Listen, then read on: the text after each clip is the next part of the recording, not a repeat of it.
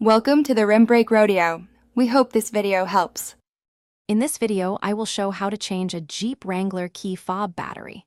First, you'll need to identify the correct battery type, which is usually a CR 2032 coin cell. Next, gather a small flathead screwdriver and your new battery. Make sure your workspace is clean and well lit to avoid losing any small parts during the process. This preparation ensures a smooth battery replacement.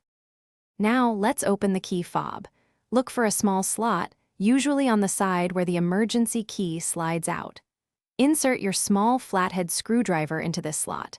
With a gentle twisting motion, carefully pry the two halves of the key fob apart.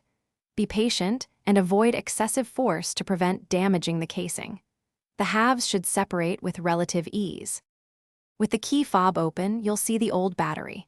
Before removing it, take a quick mental note of its orientation, specifically which side is facing up. Gently pry out the old battery.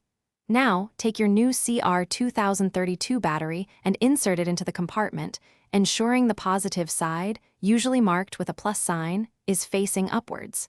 This is crucial for proper function. Finally, it's time to reassemble and test. Carefully align the two halves of the key fob and press them firmly together until you hear a distinct click, confirming it's securely closed. Don't forget to check the description below for some great deals and a link to the new Kindle Paperwhite. Once reassembled, test the key fob's functionality with your Jeep Wrangler to ensure everything is working correctly. You've successfully changed your key fob battery.